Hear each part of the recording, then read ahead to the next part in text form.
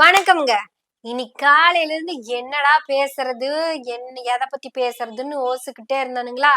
யோசிச்சு சரி இன்னைக்கு வேணாம் போது அப்படின்னு நினைச்சிட்டு இருக்கும் போது கரெக்டா ஷாருக்கான் வந்து, அம்முனி என்ற வீடியோ ஒண்ணு இருக்கு பாரு, அதை பத்தி பேசு அப்படின்னு சொன்னாருங்க.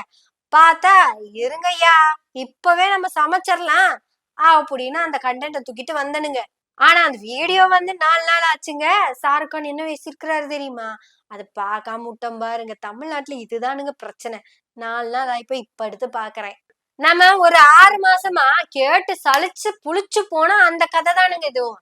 என்ற புருஷனை விட உங்களைத்தானுங்க எனக்கு ரொம்ப பிடிக்கும். ஐயாக்கு பொண்டாட்டியா இருந்தா சங்கடமா இருக்கும்னா வப்பாட்டியா கூட இருந்துட்டு போறேனுங்க அப்படிங்கிற ரேஞ்சுக்கு எல்லாம் பேசிக்கிட்டு இருந்தாங்க. ஆனா ஷாருக்கானு உண்மையாலுமே ஷாருக்கான் தாங்க. சிறந்த மனுஷங்க. அதனாலதான் சமைக்கலான்னு வந்தா. ஆனா அவர் பேசுறதே சமைச்ச ரேஞ்சுக்கு இருக்குதுன்னா சும்மா இருந்துட்டு போட்டு அப்படின்னு தான் எடுத்து வச்சிருங்க. அட சொன்னா நம்ப மாட்டீங்க. பெரிய அண்டாவை வச்சு அதுல எண்ணெய் ஊத்தி பொடிசா வெட்டின வெங்காயம், பொடிசா வெட்டின தக்காளி, கொஞ்சம் கடுகு அத்தனையும் தூக்கி எனக்குள்ள போட்டு வருன்னு வறுத்தெடுத்துட்டாங்க. தக்காளி வெங்காயம் கடுகெல்லாம் வெடிச்சு கறிக்கு தூக்கி குப்பையிலேயே ஓட்டாங்க. இனி இந்த கர்மாந்திரி என்னத்துக்கே அப்படிங்கிற ரேஞ்சுக்கு பேசிட்டாருங்க. I said I love you more than my husband. Sorry. I love you more than my husband. ஐயா, நான் ஆறு தெரியுங்களா? நான் உங்களை காதலிக்கிறேன். அவர் அதுக்கு திருப்பி ரொம்ப அழகா சிரிச்சுக்கிட்டே சொன்னாருங்க. This is your talking rights, அதாவது பேச்சுரிமை. நீ என்ன வேணா பேசலாம், அதுல எந்த தப்பு இல்ல, நீ பேசிக்க. ஆனா தாவேக்காவோ இல்ல இந்த தலைமையோ இந்த மாதிரி வார்த்தைகளுக்கு ஏதாவது திருப்பி பேசிப்பாங்கன்னு நினைக்கிறீங்க? எல்லாத்தையும் காசை கொடுத்து கூட்டிட்டு செட்டப் பண்ணி கொண்டு போய் நடுவில் நிக்க வச்சு பேச வச்சாங்க. ரூட் மாஃபியா மாமா வேலை பார்த்ததுக்கும் ஷாருக் கான் கொடுத்த ரிப்ளைக்கும் இருக்கிற வித்தியாசம் இதுதாங்க. அன்பு சகோதரியே, நீங்க என்ன திரையில மட்டும்தான் பார்த்திருக்கீங்க, அதுவும் காசு கொடுத்து பல நேரங்கள்ல பிளாக்ல டிக்கெட் வாங்கி. இதெல்லாம் அவர் சொல்லல, தமிழ்நாட்டுக்கு பொருந்த மாதிரி சொல்றேன். வர்றீங்க, படம் பாக்குறீங்க, புடிச்சிருந்தா சந்தோஷப்பட்டு போறீங்க. உதாரணத்துக்கு கில்லி மாதிரியோ இல்ல காதலுக்கு மரியாதை மாதிரியோ இருந்ததுன்னா நல்லா இருக்குன்னு சந்தோஷப்பட்டு போறீங்க. இதுவே வில்லு மாதிரியோ சுறாப்பு மாதிரியோ படத்துல நடிச்சிருந்தோன்னா என்ன பண்ணிருப்பீங்க? காரி துப்பு போட்டு போறீங்க. ஆட கேரக காசை கொடுத்து கருமத்தை பாக்குறதுங்கிறது இதுதானுங்க அப்படின்னு ஆஞ்சிட்டு போறீங்க. ஆட வீட்லயே உட்காந்துருந்தா கூட பொறிகடலையே வாங்கி தின்னுட்டு ஞாயிற்றுக்கிழமை ஏதாவது படத்தை பார்த்துட்டு உட்காந்துருக்கலாம். இதுக்கு வந்துட்டு ஏன்டா வந்தோம்னு ஆயி போச்சுங்க அப்படிங்கிற ரேஞ்சுக்கு திட்டிட்டு போவீங்க. இப்படியும் நடக்கு. எனக்கும் உங்களுக்கும் இருக்கிற ரிலேஷன்ஷிப் இப்படித்தானுங்க. நல்ல படம்னா நல்லா இருக்கு அப்படின்னு இன்னொரு தடவை வேணா பாப்பீங்க, நல்லா இல்லைன்னா காரத்து போட்டு போறீங்க. இதை தாண்டி நான் உங்களுக்கு ஏதாவது செஞ்சிருக்கிறேன்னா? தமிழ்நாட்டுக்கு சிஎம்ஆ இருக்கும் விஜய் அவர்களே, அதுக்கு என்ன சொல்றது அப்படின்னு யோசிச்சிருந்தீங்கன்னா இதோ இதுதான் அதுக்கான பதில். I'll be very honest, I come from beginnings which perhaps I also come with not an imagine that I will get so much in life because of the audience, because of the work that I have done. So the only thing I'll tell all youngsters is don't give up on your dreams ever. நான் உங்க வாழ்க்கையில எந்த வகையிலையும் 10 பைசாக்கு பிரயோஜனம் கிடையாது. நீங்க குடுக்கற காசுதான் என்ன உச்சத்துல கொண்டு போய் உட்கார வைக்க போகுது. என் படமே பிளாப் படமா இருந்தா கூட முதல் 2 நாள் வந்து மாட்டிக்கிறது ஃபேன்ஸ் ஆனா நீங்க தான். இப்படி உங்களாலதான் நான் வளர்ந்திருக்கேனே தவிர என்னால உங்களுக்கு அம்மஞ்சல்லிக்கு பிரயோஜனம் இல்ல. ஷாருக் கான் ரொம்ப தெளிவா சிறப்பா பேசியிருக்காரு. திடுதப்படி உங்க வீட்டுல உப்பு தீந்து போச்சுன்னு வச்சுக்கோங்களேன், உங்க வீட்டுக்கார போய் உப்பு வாங்கிட்டு வாங்கன்னு சொல்லுவீங்களா? இல்ல ஷாருக் கான் கிட்டதான் சொல்லுவேன், ஷாருக் கான் எனக்கு உப்பு வாங்கி கொடுப்பாரு நான் சொல்ல போறீங்க? இல்ல எங்க அண்ணன், என் தம்பி, எங்க அப்பா, எங்க பெரியப்பா, எங்க மாமா, என் தம்பி, இப்படி எல்லாம் வந்து எங்க வீட்டு நாய், எங்க வீட்டு பேய், எங்க வீட்டு சிஎம் விஜய் அண்ணா வாங்கி கொடுப்பாரு அப்படின்னு உட்காந்துட்டு போறீங்க? இப்படி ஏதாவது தேவைன்னா உங்களோட கணவர் தான் செய்வாரு. நீங்க என்ன இப்படி சொல்றது அப்படிங்கிறது ஒரு அன்பின் மிகுதிதான். இப்ப இதே கூட்டத்துல உங்க பையனை யாராவது மிதிச்சு கொண்டுட்டாங்கன்னு வச்சுக்கோங்களேன், கரூர்ல நடந்த மாதிரி. அட கரூர்ல தான் நடந்துச்சு, என்ன மாதிரி நடந்துச்சு. அப்போ அந்த குழந்தையோட வீட்டுல இருக்கிறவங்க எல்லாம் என்ன சொன்னாங்க? எங்க குழந்தை எங்களுக்கு நஷ்ட ஈடு, என் குழந்தைய யாரு ஏறி மிதிச்சாங்களோ அந்த புண்ணியவான்லாம் நல்லா இருக்கோன்னு. அந்த புண்ணியவான் போட்ட அந்த கால் பிச்சனாலதான் இன்னைக்கு என் தளபதியை நம்ம பக்கத்துல பார்த்து போட்டோ புடிச்சேன். ஆனா குழந்தை செத்துட்டு போட்டு இன்னொரு குழந்தைய நான் பெத்துக்குவேன் ஆனா தளபதி அவர் நல்லா இருக்கணும்ல இப்படின்னு நாங்க யாரும் சொல்லலைங்க, அவங்களே பேசுனாங்க. ஆனா நீங்க அப்படி பேசுவீங்களா அப்படின்னு அந்த அம்மா கிட்ட கேட்டிருக்காங்க. அப்படின்னு ஷாருக் கான் கேட்கல. ஏன்னா ஷாருக் கானுக்கு இப்படி ஒரு நிகழ்வு கரூர்ல நடந்தது தெரியாது. ஒருவேளை இது தெரிஞ்சதுன்னா இப்படியெல்லாம் ஒரு குரூப் பேசுமா அப்படின்னு தான் ஷாக் ஆயிருப்பாரு. அதுவும் போக உங்களுக்கு ஒரு பீரியட்ஸ்னா பேட் வாங்கி கொடுக்கறதாரு, நானா வரேன், நான் உங்களுக்கு ஏதாவது ஹெல்ப் பண்ண போறேன்னா அதுவும் உங்க வீட்டுக்காரர் தான் பண்ணுவாரு. இப்படி சண்டை சந்தோஷம் அப்படி உங்களுக்கு என்ன வேணுமோ அதை எல்லாத்தையும் பார்த்து பார்த்து பார்த்து பண்றது உங்க வீட்டுக்காரர் தான். இந்த வீட்டுக்கார கூட நீங்க என்ன பண்ணலாம்னா பர்த்டே கேக்க எல்லாத்தையும் சுத்தி நிக்க வச்சு கேக் வெட்டி கொண்டாடலாம். இல்லைன்னா ராத்திரி 12 மணிக்கு மேல தனியா யாருக்குன்னு தெரியாம எப்படியெல்லாம் நடக்கூடாதுன்னு ஷாருக் கான் ரொம்ப அழகா சொல்லியிருக்கிறாருங்க. அதுவும் போக அந்த அம்மனிகிட்டயே ஷாருக் கான் சொல்லியிருக்கிறாரு, நடிகர் மோகம் நடிகைகள் மோகம் இதெல்லாம் வேண்டாமுங்க, இதெல்லாம் நமக்கு வாழ்க்கைக்கு ஒத்துக்காது. எவனோ தெரியாம எங்களை கலைஞர்கள் அப்படின்னு சொல்லிட்டானுங்க, நாங்கெல்லாம் கூத்தாடி பசங்க. ஊர் ஊரா போய் டிராமா போட்ட மக்களை எங்கேயாவது மதிச்சிருக்கீங்களா?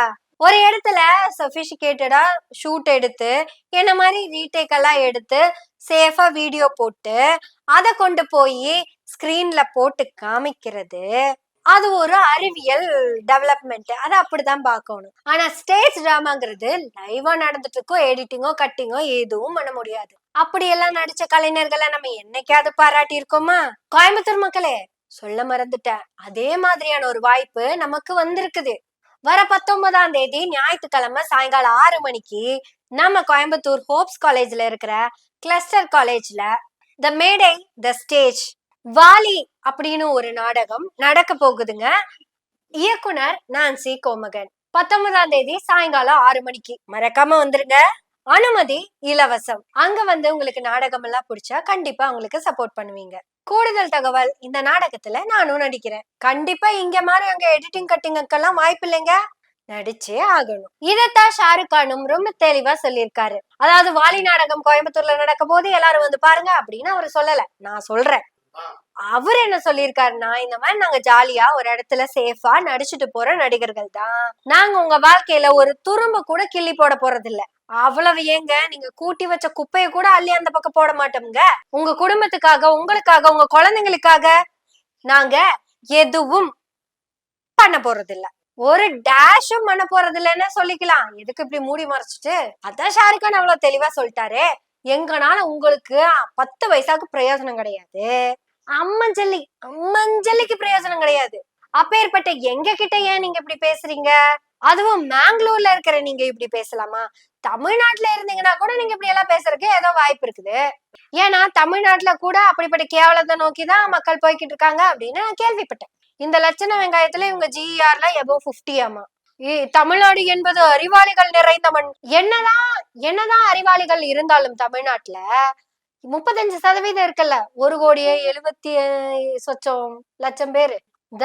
என் புருஷனை விட உங்களைத்தான் பிடிக்கும் பேசினாங்களே. தமிழ்நாட்டுல இருந்து தற்குறிகள் நிறைய பேர் அப்படி பேசினாங்களே. அதை கேட்டு ஷாருக் கான் மாதிரி நம்ம தற்குறி சிஎம் ஆயிட்டாரா நம்ம சிஎம், ஒரு நாளாச்சும் ஒரு இடத்துலயாச்சும் உங்களுக்கு படிப்பு தான் முக்கியம், உங்க குடும்பம் தான் முக்கியம், உங்க அடுத்த ஃபியூச்சர் தான் முக்கியம்னு பேசியிருப்பாரா? குழந்தை வந்து அந்த மானிட்டரை பார்த்து அவர் டான்ஸ் ஆடும் போது முத்தம் கொடுக்குதாமா. ஒரு டிவியில என் படமோ பாட்டோ வந்துச்சுன்னா, அம்மா விஜய் மாமா, அம்மா விஜய் மாமா அப்படின்னு சொல்லி அவங்க அம்மா கிட்ட சிரிச்சுக்கிட்டு அந்த டிவி ஸ்கிரீனை போய் தொட்டு முத்தம் கொடுத்துக்கிட்டு என் அக்கா தங்கச்சிங்களோட தங்க பிள்ளைகளை இழந்திருக்கோம். அதை கேட்ட ஒருத்தர், அதுவும் சிஎம்மா இருக்கிற ஒருத்தர், நான் காசு காடின கூத்தாடி பையன், இப்பதான் நான் அரசியலுக்கு வந்திருக்கேன், அப்பெல்லாம் பண்ணாதீங்க அப்படின்னு ஷாருக் கான் சொன்ன மாதிரி சொல்லி இருக்கணும்ல. ஷாருக் கான் எவ்வளவு போல்டா ஒரு உண்மையை பேசுறாரு. எங்கனால உங்களுக்கு 10 பைசாக்கு பிரயோஜனம் இல்ல, நாங்க தான் உங்ககிட்ட இருந்து வாங்கிக்கிட்டு இருக்கிறோம், வெறும் டிக்கெட்டை வாங்கி படம் பார்த்தா போதும் அப்படின்னு சொல்ற ஷாருக் கானே அவ்வளவு பொறுப்பா தன்னுடைய வார்த்தைகளை பயன்படுத்தும் போது ஓட்டுக்கு வேண்டி நிக்கிற ஒரு கூத்தாடி பையன் ஓடு ஓடு ஓடு ஓடு ஓடு ஓடு ஓடு ஓடுன்னு குழந்தைங்க செத்து கிடக்கும் போது ஓடி போன இப்ப இருக்கிற சிஎம் மனுஷன் அப்படின்னு சொல்றதுக்கு கூட தகுதி இல்லாம போயிட்டாருங்க. வாய திறந்தா நமக்கு பொய் பொய் பொய் பொய் பொய் மட்டும் தான் கேட்க முடியும். ஆனா ஷாருக் கான் பேசின உண்மையை கேளுங்களேன். ஷாருக் கான் உண்மையான ஜனநாயகவாதி. இப்படிப்பட்ட ரசிகர்கள் அடுத்தடுத்து வர்றதுனாலதான் இவருக்கான டிக்கெட் விலை கூடும். ஆனாலும் ரசிகர்கள் கிட்ட தப்புனா தப்புன்னு சொல்லி தன்னோட கருத்தை அவங்களுக்கு புரிய வச்சாங்க. அதோட அவர் நிறுத்தியிருந்தாருன்னா ஷாருக் கான் வெறும் ஷாருக் கானா நின்றுப்பாரு. ஆனா ஷாருக் கான் அதையும் தாண்டி ஒரு படி மேல போய் அந்த அக்கா, அதாவது அவரோட ஃபேனோட ஹஸ்பண்ட கூப்பிட்டு இந்த பிள்ளையும் கூப்பிட்டு நிக்க வச்சு, இப்ப நீ சொல்லுமா உன் புருஷன் கிட்ட ஐ லவ் யூ அப்படின்னு அதையே பண்ண வச்சிருக்காரு. அவர் என்ன எலெக்ஷன்ல நின்று சிஎம் ஆகறக்கா ஆசைப்பட்டாரு, இல்ல கேம்பெயினுக்கு வந்திருக்காரு? ஆனா இங்க வாங்க, இங்க இருக்கிற ஆளை பாருங்க, பூரா பயலுகளும் மொல்ல மாதிரி பயலுகளாவே இருந்துட்டா என்ன பண்ண முடியும் சொல்லுங்க. தடவையே இப்படியெல்லாம் வராதீங்கன்னு சொல்லி இருந்தா 41 பேர் செத்து போயிருக்க மாட்டாங்கல்ல. கூட்டமா எதுக்கு வராங்க, ஏன் வராங்கன்னு தெரியாம ஒரு ஃபார்மேஷன் இல்லாம வரும்போதே நீங்க ஒழுங்குபடுத்தியிருந்தா எத்தனையோ உயிர்கள் தப்பிச்சிருக்கும்ல. தண்ணி கூட இல்லாம அவங்கள வெயில நிக்க வச்சு வாட்டுறோமே அப்படின்னு கொஞ்சம் கூட குற்ற உணர்ச்சி இல்லாம 8 மணிக்கே வேலுச்சாமிபுரத்துக்கு இவங்க எல்லாம் வந்துட்டாங்க. ஆனா அண்ணன் 9:30 மணிக்குதான் வீட்ல இருந்து பனையூர்ல இருந்து கிளம்புறாரு ஃபிளைட்ல. கொஞ்சமாச்சும் கூச்சமோ குற்ற உணர்ச்சியோ இருந்திருந்தா அதெல்லாம் விடுங்க, நம்ம ஷாருக் கான் மாதிரி இருந்திருந்தா நாளே சொல்லியிருப்பாரு, எல்லாம் அங்கங்கே இருங்க, நான் தான் உங்களை பார்க்க வரேன், நான் உங்க இடத்துக்கு வந்து பாக்குறேன் அப்படின்னு சொல்லியிருப்பாரு. நான் குழு ஏசி வண்டியில 2 நிமிஷம் தான் கண்ணாடி இறக்கி விட்டு வரேன், நீங்க எதுக்கு வெயில்ல வரீங்க அப்படின்னு கேட்டிருப்பார்ல. என் வண்டிக்குள்ள தண்ணி சாப்பாடு அப்படி எல்லா வசதியும் இருக்கும், ஏன் எல்லாமே இருக்கும். ஆனா உங்களுக்கு குடிக்க கூட தண்ணி இல்லாம தானே இருப்பீங்க. இப்படியெல்லாம் நாளே பேசியிருந்தா அப்படியெல்லாம் பேசணும்னா கொஞ்சமாச்சும் மனசுத்தன்மை வேணும். அதை இங்க இருக்குது, இங்கதான் எல்லாம் காலியா இருக்குல்ல. திரு ஷாருக் கான் அவர்களுக்கு மிகப்பெரிய நன்றியும் வணக்கங்களும். ஆனா பாருங்க ஷாருக் கான், நீங்க பேசின கருத்து எதுவுமே தமிழ்நாட்டுக்கு வந்து சேரவே இல்லைங்க. ஆனா இந்த தாவக்காரங்க கண்ட கருமாந்திரத்தையெல்லாம் வைரல் பண்ணிக்கிட்டு இருக்காங்க. அட இவங்க வைரல் பண்றதுக்கு நாங்க பதில் சொல்லியே எங்க வைரல் கெட்டு போச்சு. முறையா ஒரு நல்ல வீடியோ கண்ணுல வந்து படுறதுக்கு 4 நாள் ஆயிருக்கு பாருங்க. நாங்க வெறும் கூத்தாடி பயிலுக, எங்கனால உங்களுக்கு அம்மஞ்சலிக்கு பிரயோஜனம் இல்ல. இந்த ஷோக்கு கூட நீங்க காசு கொடுத்துதானே டிக்கெட் வாங்கிட்டு வந்திருக்கீங்க. இப்படி எல்லாம் நடிகர் விஜய் பேசியிருந்தாருன்னா அவருக்கு சிஎம் ஆகணுங்கிற ஆசை வந்திருக்கிறதுக்கே இடம் இருக்காது. இப்ப தமிழ்நாட்டுக்கு தற்குறி நாடுங்கிற கெட்ட பேரு வேற வந்திருக்குது. ஆமாங்க ஷாருக் கான், இது தற்குறி நாடுதான் அப்படின்னு நாங்க பெருமைப்படாமலும் இருக்க முடியறது இல்ல. ஏன்னா தற்குறியை தானே கொண்டு வந்து முதல்ல அமைச்சரா உட்கார்ந்ததுக்கும். கேளுங்க, நீங்க எவ்வளவு அழகா உண்மையை பேசுறீங்க, உங்க ஃபேன்ஸுக்கு புரிய வைக்கிறீங்க. நம்ம ஆளும் இருக்காரு. சரிங்க, நமக்கு இந்த மாதிரி நல்ல நல்ல வீடியோ எல்லாம் எப்பாவது ஒரு நாள் தான் கிடைக்கும். கிடைக்கிறப்ப சமைச்சிருவோம், சமைப்போம், பேசுவோம். எனவே பேசுவோம் நாள்தோறும். உங்களுடைய ஆதரவுகளை நன்றிகளோடு எதிர்பார்த்து கொண்டே இருக்கிறோம். நன்றி, வணக்கம்.